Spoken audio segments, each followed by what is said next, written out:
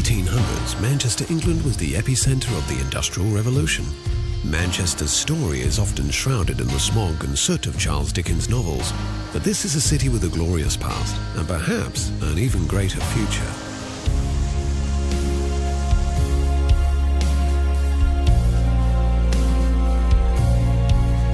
It's been said, what Manchester thinks today, the world thinks tomorrow. Manchester is a city of firsts. This is the world's first truly modern city, the place where mankind first split the atom, the birthplace of the first modern computer. Manchester's story begins here, in Castlefield, where the many chapters of the city's story merge into one. Explore the remains of the Roman fort, built to guard an ancient river crossing. Wander the banks of the Bridgewater Canal, whose completion in 1761 is regarded as the beginning of the Industrial Revolution.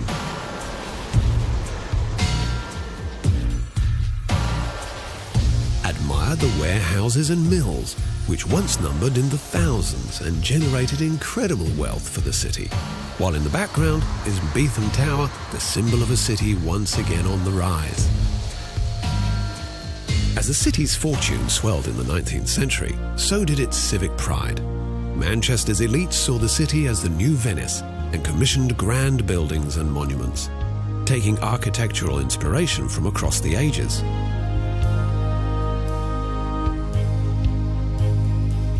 Manchester's crowning glory is its town hall, built to rival the great buildings of London. Admire the incredible Victorian Gothic exterior, lavish staterooms, and murals which celebrate the city's history. This is a building that proclaimed, "This is Manchester, and we've arrived."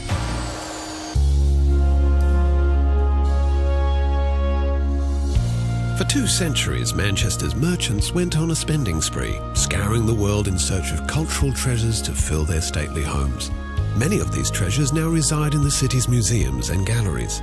At the Manchester Art Gallery, explore the works of the Pre-Raphaelites, Britain's first radical art movement, and more contemporary works which continue to challenge.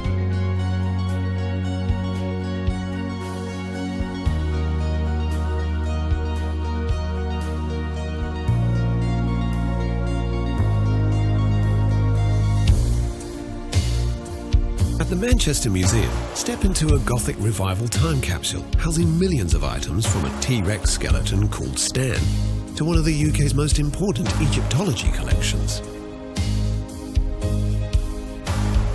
This city enjoys a proud philanthropic tradition. Perhaps the city's greatest was Enriqueta Rylands, whose gift to the city was the John Rylands Library. Dedicated to Manchester's largest textile magnet in the 10 years it took to create the neo-Gothic masterpiece, the widow acquired 40,000 books and oversaw every last detail, a labour of love for her late husband and the people of Manchester. Manchester has long understood the power of knowledge. In 1653, the CityChetham Library became the country's first free public library and has been open to all ever since. Let your fingertips wander the Tudor-era shelves, then step into the room where Frederick Engels and Karl Marx began to write the Communist Manifesto, a work inspired by the crushing conditions the city's workers once endured. Revolution and reform run deep in Manchester's waters, housed in a restored Edwardian pump house in the People's History Museum, which celebrates those who challenged Britain's rigid political and class systems. Stand before the simple desk where Thomas Paine penned The Rights of Man, a book that helped ignite the revolutionary fires in America and France. At the world's oldest surviving railway station, you'll find the Museum of Science and Industry. In the museum's power hall, feel the heat and steam that powered the shafts and wheels which once made Manchester the Empire's engine room. From textile looms to locally produced aircraft and motor vehicles, this museum is both a fascinating journey through the city's glory days and a peek into the future. The Imperial War Museum North is designed to resemble the shards of a world shattered by conflict. Manchester knows well the horrors of war. During the Manchester Blitz, thousands of German bombs rained down upon the city. In typical Mancunian fashion, this museum strips away the pomp and glory of war and reminds us instead of its human cost. After the 1950s, Manchester's fortunes went into a serious decline and the city was all but written off as a post-industrial basket case. But in recent decades, the city began to awaken once more, largely thanks to its youthful creativity. A succession of bands like Joy Division, The Smiths, The Stone Roses and Oasis shook up the foundations of popular music and put Manchester back on the map. Explore the city's incredible musical heritage in areas like the Northern Quarter and pick up some rare vinyl along the way. Then head to The Village, around Canal Street, which perfectly encapsulates the Mancunian ideals of tolerance, self-expression and good times.